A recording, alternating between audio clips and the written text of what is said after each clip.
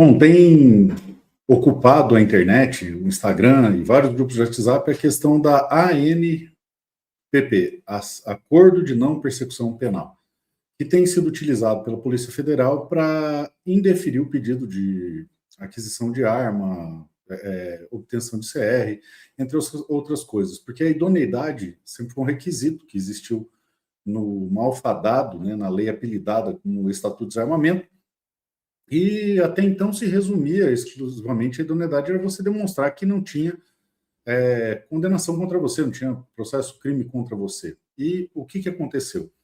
A DELEAR estabeleceu critérios para aferição do que eles entendem que seria a idoneidade dos cidadãos que quisessem o CR e a aquisição de arma de fogo. E aí a gente já identificou várias inconsistências, eu diria até ilegalidades nessa orientação. Se você analisar as orientações das alíneas A a F, com exceção da linha B, elas restringem direitos em razão da existência de inquéritos, ações penais, arquivamentos, absolvições, inclusive, e também acordos de não persecução penal. Tá? Ainda é interessante pontuar que as alíneas C e F inovam indevidamente o ordenamento jurídico e afrontam também a legalidade estrita da presunção de inocência.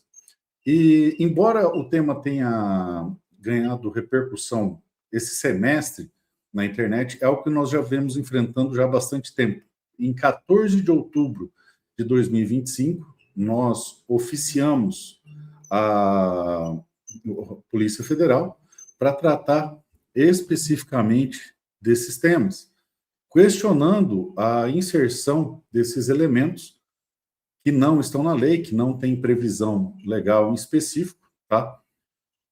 Como obstáculos para você obter a aquisição da arma de fogo. Uma vez que a colocação da idoneidade no artigo 4º, está no seu inciso 1º, era encarada como apresentação de certidões de antecedentes criminais fornecidas pela Justiças Criminais, Justiça Federal, Justiça Estadual, Militar e Eleitoral, e não estar respondendo a inquérito policial ou processo criminal.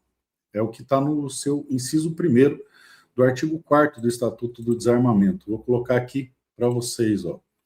Comprovação de idoneidade com apresentação de certidões negativas, antecedentes criminais fornecidas pela Justiça Federal, Estadual e Militar e Eleitoral, e de não estar respondendo inquérito policial ou a processo criminal que poderão ser fornecidos por meios eletrônicos. Ou seja, o próprio inciso já delimita qual é a extensão dos meios para você demonstrar a idoneidade.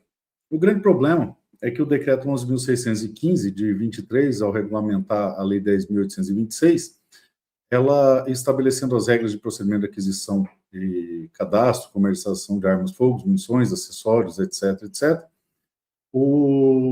e também tratando do funcionamento das entidades de tiro esportivo, trouxe no seu artigo 5º, inciso 4º, que a idoneidade e a inexistência de inquérito policial ou processo criminal são institutos jurídicos independentes, os quais devem ser comprovados por meio dessas certidões. Então, reafirmo aqui no seu artigo 15º. Vamos dar uma olhada aqui para vocês. Aqui, ó. Aquisição de arma de fogo de uso permitido dependerá de autorização prévia da Polícia Federal e interessado deverá. Inciso 4º, comprovar idoneidade e inexistência, mais uma vez, ó, de inquérito policial ou processo criminal por meio de certidões de antecedentes criminais, as mesmas por Justiça Federal, Estadual, Distrital, Militar e Eleitoral. Aí, parágrafo 4º, para comprovação de idoneidade, que trata o inciso 4º, serão apresentadas certidões negativas específicas referentes aos locais de domicílio dos últimos 5 anos do interessado, que constem os seguintes registros: ações penais com sentença condenatória transitada julgada, execuções penais, procedimento de investigação e processos criminais em trâmite. Foi muito bem.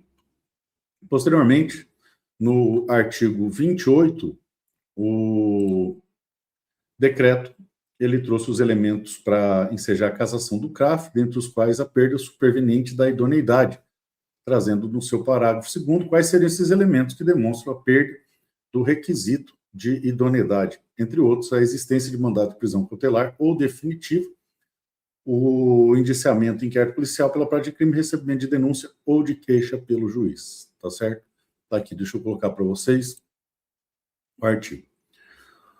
Procedimento de cassação do CRAF será instaurado de ofício mediante denúncia quando houver indício de perda superveniente de quaisquer dos requisitos previstos nos incisos 3º a 8º do caput do artigo 15. São elementos que demonstram a perda do requisito de idoneidade, entre outros, a existência de mandado de prisão cautelar ou definitivo, indiciamento do inquérito policial pela prática de crime e recebimento de denúncia ou de queixa pelo juiz. Pois muito bem. Voltamos aqui. Então, o que acontece? Tá? Eles fizeram uma instrução normativa, a 311, de 27 de julho de 2025, que disciplinou as atividades de colecionamento, tiro esportivo e caça, tratando desse tema nos artigos 18 a 54. No 18, ela trata da comprovação de idoneidade para fins de concessão de registro para as atividades de colecionamento, de tiro esportivo e caça excepcional, e determinou que a comprovação de idoneidade de inexistência de inquérito ou processo criminal se dará por certidões de antecedentes. Aí repete a mesma coisa mais uma vez, certo? Nos locais de homicídio dos últimos 5 anos. Então, o artigo 18 traz isso aqui e mantém isso aí. Dessa mesma forma, o artigo 54 trata da autorização para aquisição de arma de fogo de uso permitido, a ser realizada pelo SINAR-MICAC, determinando que a idoneidade e inexistência de inquérito policial ou processo criminal será comprovada, mesma coisa, antecedentes criminais, Justiça Federal, Estadual, Distrital, Militar, Eleitoral, etc. Ou seja, tudo da exata mesma forma, tá? Muito bem. No seu inciso segundo, diz que o comprovatório de idoneidade e inexistência de inquérito policial ou processo criminal por meio dessas certidões, do mesmo jeito, não tem a mesma forma. No entanto, essa instrução vai trazer, na linha A, inquéritos e ações penais em andamento, que obstariam a concessão do CR. B, as condenações criminais com o mesmo tratamento. No C, vou encontrar aqui, inquéritos arquivados que poderiam impedir conforme as razões do arquivamento, que também está irregular.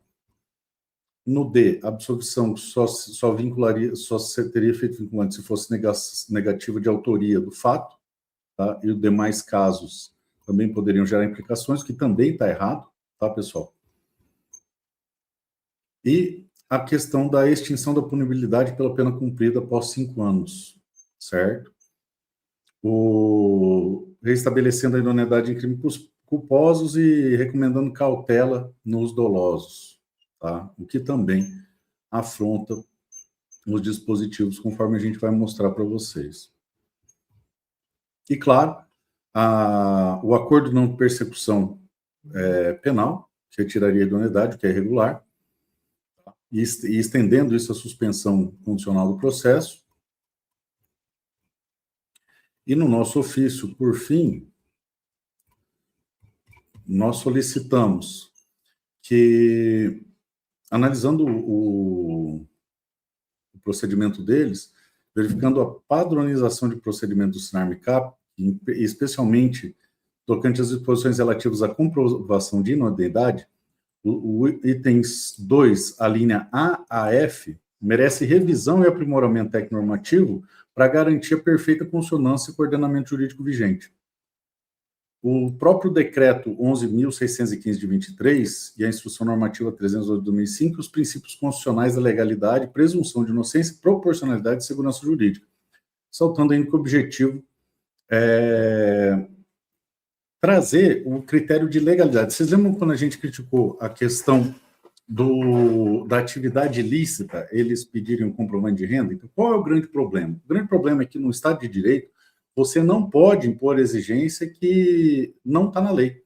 E esses pontos aqui em especial não estão na lei. Então, nós pedimos, no final, eu vou colocar para vocês aqui, no ofício, e depois a gente vai tratar de todos os temas, um por um, que, por na tela, assegurar a manutenção da idoneidade dos reabilitados criminalmente, assegurar a manutenção da idoneidade dos investigados que tiveram seus inquéritos arquivados, assegurar a manutenção da idoneidade dos réus absolvidos em processos criminais, reavaliar a equiparação de crimes previstos na Lei 10.826 aos crimes hediondos equiparados, impedimento perpétuo do acesso a registro de armas de fogo, certo? Uma vez que não está na lei também. Excluir expressamente o acordo de não persecução penal como causa automática de inidoneidade, considerando a natureza pré-processual e não condenatória. Tá? A gente vai explicar isso para vocês.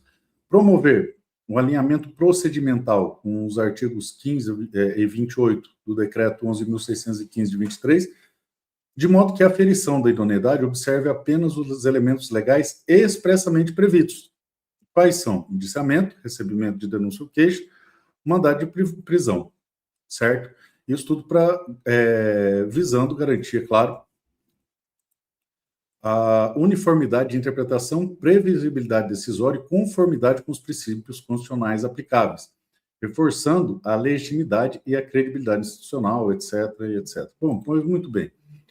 O que se observa nisso aí? É que estão ocorrendo exigências que destoam da lei. Estão ocorrendo exigências que destoam da lei. E nós as abordaremos uma a uma aqui para vocês, tá? Porque, e também o que foi feito, como eu disse a vocês, embora tenha ganho repercussão na internet nos últimos meses, isso é um ofício que nós fizemos denunciando essas ilegalidades em 14 de outubro de 2025, tá? E desde então temos cobrado e vamos fazer essa semana um requerimento de convocação do ministro da Justiça para prestar esclarecimentos a respeito dessas exigências ilegais, tá ok? Então, nos próximos vídeos, a gente vai tratar de cada um desses casos e por que eles são irregulares, por que eles são ilegais, tá certo? Deus abençoe a todos vocês e um forte abraço. A propósito, eu vou ver se eu consigo colocar na tela aqui para vocês a lista de todos os requerimentos que nós já fizemos, para vocês terem uma noção, como eu costumo falar de forma reiterada, absolutamente todos os pedidos, tá? Todos os pedidos, sem exceção, todos, tá? Sem exceção. Todas as... Opa,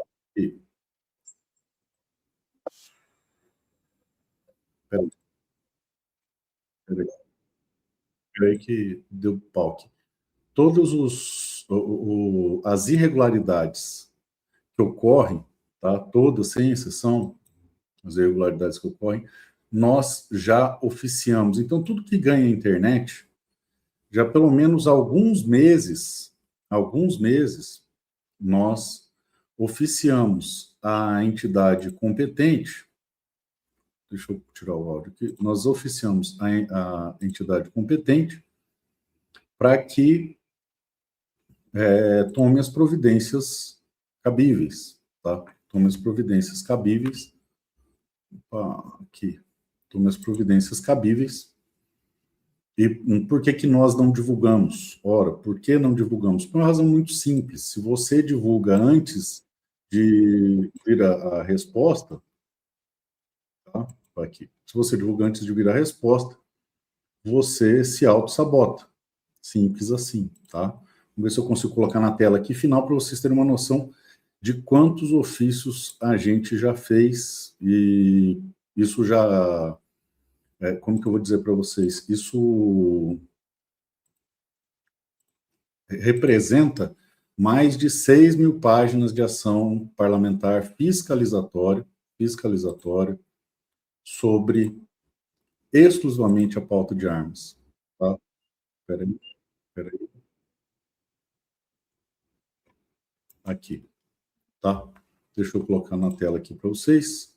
Essa aqui é só atividade fiscalizatória a respeito da pauta de armas, tá? Então, tá aqui, desde o início do mandato, vem atuando de forma constante em defesa dos CACs, na legítima defesa e na segurança jurídica. Além das proposições abaixo, ainda foram enviados centenas de ofícios denunciando irregularidades em processo, uma gama de demais proposições em prol da pauta, segue em ordem cronológica parte dessa atualização fiscalizatória. Isso aqui só para vocês terem uma noção, tá, pessoal?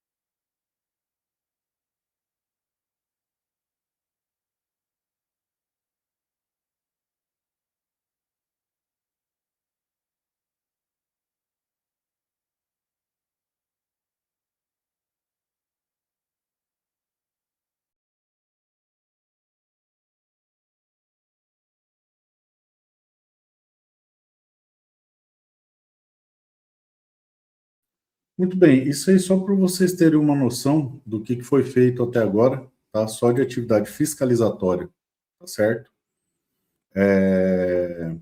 Muito obrigado a todos vocês e reitero, então, todos esses documentos estão impressos lá no gabinete. Quem quiser ter acesso, está à disposição. Eu não vou publicar, evidentemente, porque tem dados sensíveis, tá? Além disso, tem mais uma porrada de coisa a respeito, certo? Deus abençoe a todos vocês e um forte abraço.